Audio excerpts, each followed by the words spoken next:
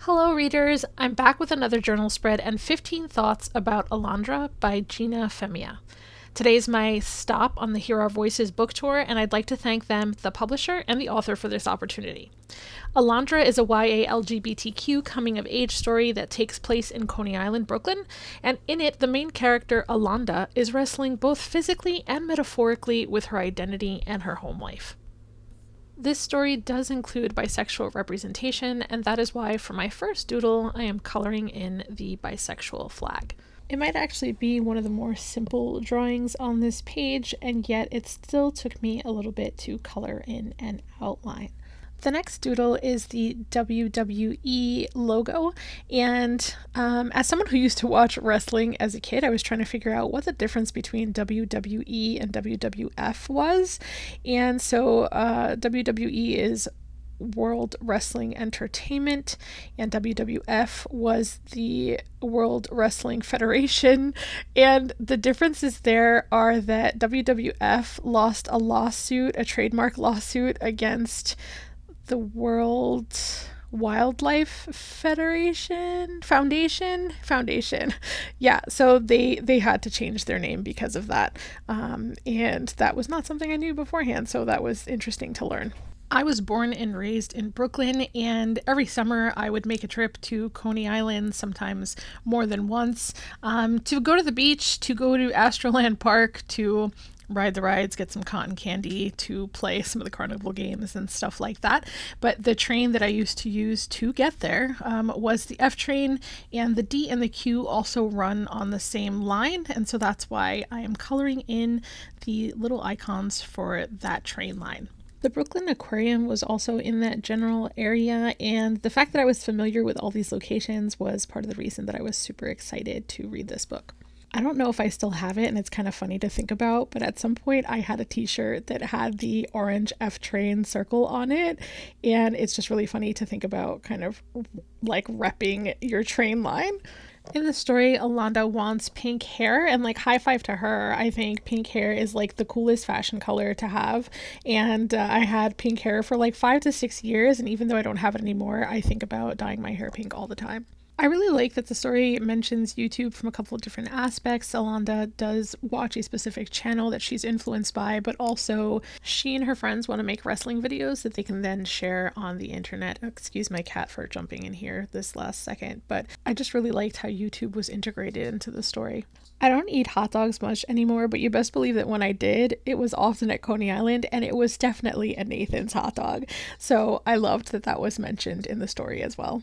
Interestingly enough, whenever I think of a Nathan's hot dog, the like theme song to the 90s Coney Island commercial would come to my mind. It was like, remember Coney Island and how it used to be.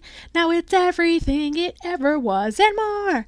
You're gonna rock, you're gonna roll, ride the cyclone, lose control, Coney Island. I don't know if you can tell, but reading this was really nostalgic for me. There was a character in the story named Litsy that had a sketchbook, and whenever I think of people who could fill sketchbooks, I'm like so envious, because there's nothing scarier than that blank white page.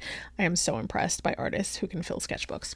Unless you are super knowledgeable about flags, or you've had a reason to see them both at the same time, you might not know that the Puerto Rican flag, which is what I'm drawing here, and the Cuban flag are identical, with the exception that their colors are reversed. So the Puerto Rican flag does have that blue triangle and red stripes, whereas the Cuban flag has the red triangle and blue stripes. And since I am Cuban, that is why I'm bringing this up, because I've thought about it, and I have had people see the Cuban flag on me, whether I drew it or something like that, and ask me if I'm Puerto Rican. So it's definitely something people get confused about if they haven't seen both of them. Alondra is Puerto Rican, which is why I was visualizing the Puerto Rican flag, but also thinking about the fact that so many people do confuse them. I experienced a bit of a very synchronous moment while reading this story, and I was just having these memories of playing skee ball, because that's what we did a lot of the times when we were like playing the games, because that was one of the more fun things, especially because that was the easiest way to get those tickets. Like, you'd probably get the most tickets out of that with like the least amount of risk. And it came up in the story as I was thinking about it that was like Alondra and her mom's preferred game. And that was just, I don't know, that was a fun experience.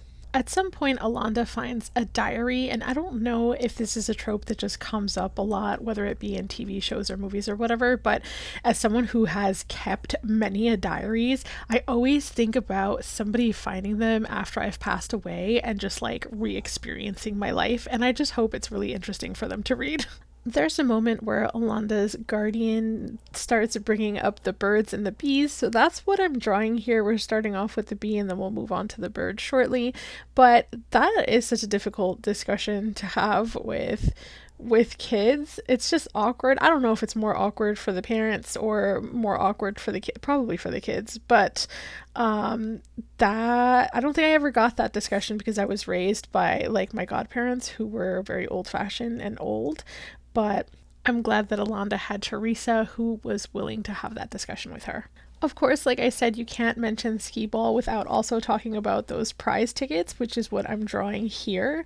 We used to have so many prize tickets, and we would come home with the most low budget prizes that we would spend so many tickets on, but that was fun. One of the most memorable things about Coney Island for me was the Cyclone. And if you don't know, the Cyclone was a very old wooden roller coaster. It unfortunately does not exist anymore, but I'm so thankful that I got an opportunity to ride it as a kid.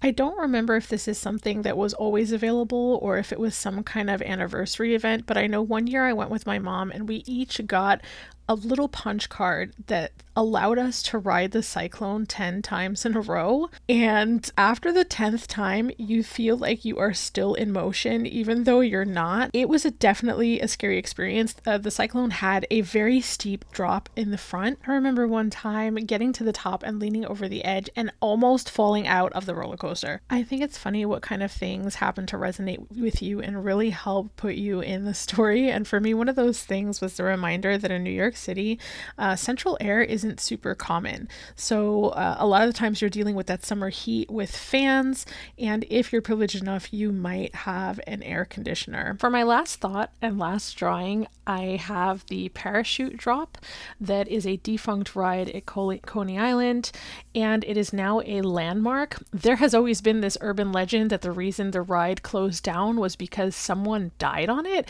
and I've just always assumed that that was true because the ride was never functional when I was alive. But I did some research, and apparently, like I said, it's an urban legend that never actually happened. But it was cool to learn that the ride was functional from 1941 to 1964. So that's it. Those are the 15 thoughts I had while reading Alondra by Gina Femia, the YA contemporary LGBTQ coming-of-age story that features a love for wrestling, a discovery of identity, and that takes place in Coney Island, Brooklyn. It's now available, so I hope you'll check it out. If you haven't already, be sure to subscribe, and don't forget to hit the bell to be notified when I upload new videos. Thanks for watching, and see you next time.